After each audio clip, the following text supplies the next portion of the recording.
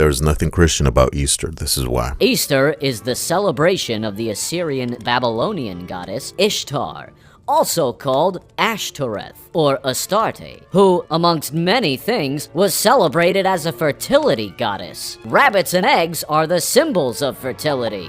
Traditionally, she was celebrated in the spring, along with the rebirth of nature. Not only of nature, though, but of her miraculous conception. The spring equinox marks the date of the conception of her son, Tammuz, whose birth is celebrated approximately 9 months later on December 25th. Is this sounding familiar to you yet? I'm sorry to say, Christmas too is a pagan holiday. All indicators point to our Lord Jesus Christ being born on or around the Feast of Tabernacles, sometime in September.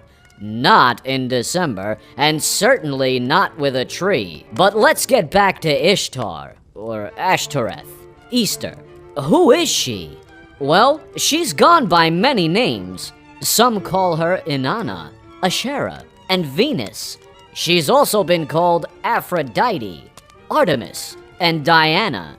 She has had many names and many forms over the centuries, but they all boil down to one origin, one person, the Queen of Babylon, Semiramis. You might recall a story in the Bible about a tower in Babylon built to reach heaven. Well, if you recall, God confounded the languages at Babel.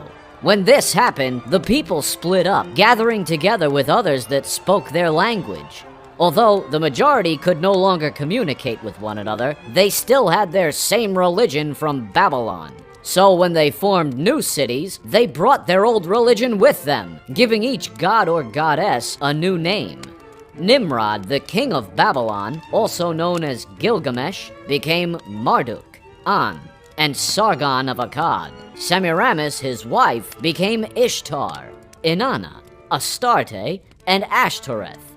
Her son Tammuz became Asher, Horus, and Baal. So what does all this have to do with Easter? When Nimrod died, his wife, Semiramis, sought to retain her power as queen of the kingdom, so she concocted a story about her unborn child, that her pregnancy was miraculous, and that her child, Tammuz, was actually Nimrod, reincarnated. By marrying her son, the supposed reincarnation of her husband, this would not only make her the queen of Babylon, but because Nimrod was the god king, it also made her the mother of God, the queen of heaven.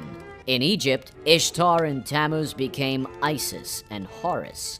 In other parts of the world, Devaki and Krishna, Maya and Buddha, Juno and Hercules, etc., etc., all the way down to today's Madonna and Jesus. In fact, Catholics still retain her title as Queen of Heaven, which is found nowhere in the Bible. Of course, that's because the Mary and Jesus the Catholics worship are not the Mary and Jesus of the Bible. So when Easter comes around and you ask why Jesus seems like an afterthought to the eggs and bunnies, you now know it's because he is. It's a sad truth, but a truth nonetheless, and even more proof that we are edging closer and closer to the end of this age, just as the Bible describes.